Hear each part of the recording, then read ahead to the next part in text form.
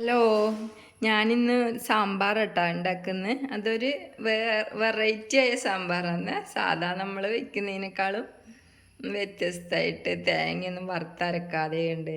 അപ്പോൾ ഞാനതെങ്ങനെയാണ് വെക്കണമെന്നുള്ളത് നിങ്ങൾക്ക് കാണിച്ചു തരാം കേട്ടോ.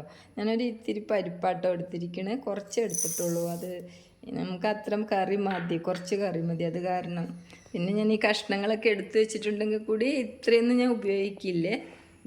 ഇത് നുറുക്കി വെച്ചിട്ട് ഞാനിന്ന് കുറച്ച് മാത്രമേ എടുക്കുള്ളൂ. അതിൻ്റെ ആവശ്യമുള്ളൂ. ബാക്കി ഞാൻ ഫ്രിഡ്ജിലേക്ക് എടുത്ത് വയ്ക്കാറാണ് ചെയ്യുക.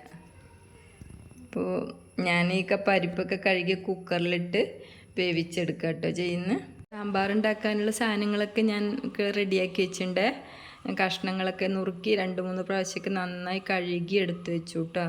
പിന്നെ ഒരു ടീസ്പൂൺ മല്ലിപ്പൊടി, പിന്നെ മഞ്ഞൾപ്പൊടി, ഒരു നുള്ളു മഞ്ഞൾപ്പൊടി, പിന്നെ ഞാൻ കാശ്മീരി മുളക് പൊടി കേട്ടോ 2 സ്പൂൺ എടുത്തത്. പരിപ്പ് ഞാൻ വേവിച്ചിവിടെ ഒരു ബൗളിലാക്കി വെച്ചിട്ടുണ്ട്. പിന്നെ സാമ്പാർ പൊടി, ഒരു നുള്ളു പുളി ഇവിടെ വെള്ളത്തിലിട്ട് വെച്ചിട്ടുണ്ട്. അപ്പോൾ നമുക്ക് സാമ്പാർ ഉണ്ടാക്കാൻ നോക്കാം കേട്ടോ. ഞാനിത് പാൻ അടുപ്പത്ത് വെച്ച് ചൂടാക്കി അതിൽ വെളിച്ചെണ്ണ ഒഴിച്ചിട്ടുണ്ട്. അതിലേക്ക് ഞാൻ ചെറിയ ഉള്ളി 5-6 നുറുക്കി വെച്ചിട്ടുണ്ട്. അത് ഇട്ട് കൊടുക്കുക കേട്ടോ. പിന്നെ 2 മുരിങ്ങക്കായ കഷ്ണമുണ്ട്. അത് തന്നെ ഉണ്ടായുള്ളൂ കഷ്ണത്തിൽ. സാമ്പാർ കഷ്ണം വാങ്ങിച്ചതായിരുന്നു. അതിന് മുരിങ്ങക്കായ കുറവായിരുന്നു.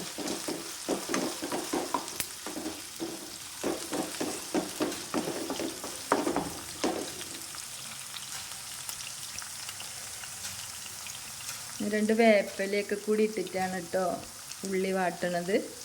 അങ്ങനെ കഷ്ണങ്ങളൊക്കെ ഇതിലേക്ക് ഇട്ട് കൊടുത്തിട്ടുണ്ട്. വേവുള്ള കഷ്ണങ്ങളൊക്കെ കേട്ടോ. വെണ്ടക്കായും തക്കാളി ഇട്ടിട്ടില്ലേ. ഇതൊന്ന് ഇത്തിരി ഉപ്പൊക്കെ ഇട്ടിട്ട് ഇതൊന്ന് നന്നായി, ഒരു വലിയ സ്പൂൺ ഉപ്പിട്ടുണ്ട്. നന്നായിട്ടൊന്ന് വേവിച്ചെടുക്കുക. ഇതിൽ വഴറ്റിയിട്ട്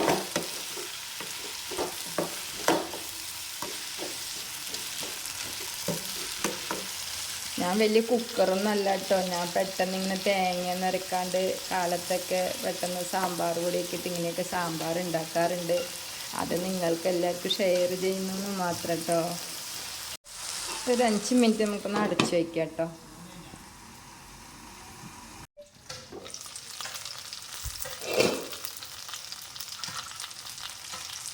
വെണ്ടക്കായും തക്കാളി നുറുക്കി വെച്ച് ഇതിലേക്ക് ഇടുന്നുണ്ട്. കഷ്ണങ്ങളൊക്കെ വെന്തുണ്ട്.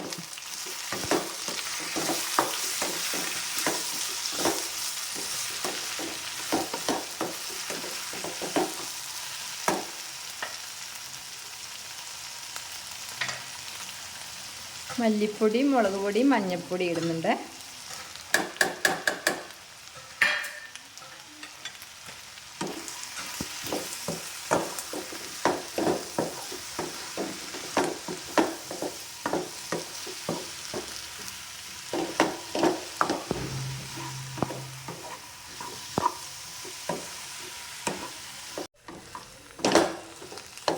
നന്നായിട്ടൊന്ന് ഇളക്കി കൊടുക്കാം കേട്ടോ. സാമ്പാർ പൊടിയും മല്ലിപ്പൊടിയും മുളക് പൊടിയും മഞ്ഞൾപ്പൊടിയും എല്ലാം ചേർത്തിട്ടുണ്ട് കേട്ടോ. അപ്പോൾ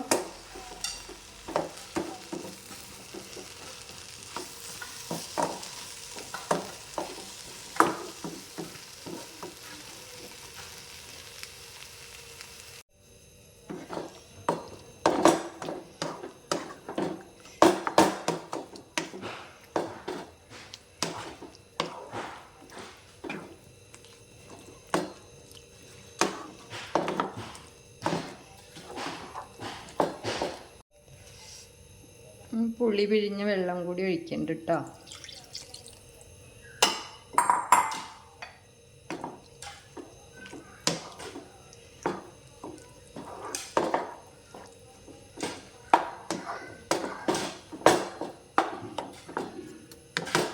അടച്ച് വെച്ചിട്ട് നന്നായി ഒന്ന് തിളപ്പിച്ചെടുക്കും.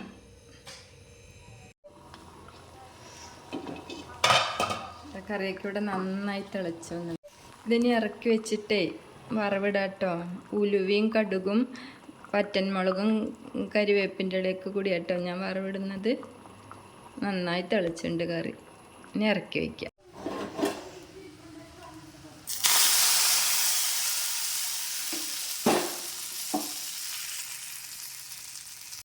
എൻ്റെ സാമ്പാറൊക്കെ ഇവിടെ റെഡി ആയിട്ടോ. ഞാൻ ഊണ് കഴിക്കാൻ വേണ്ടി ഒക്കെ ടേബിളിൽ കൊണ്ടുവച്ചേ.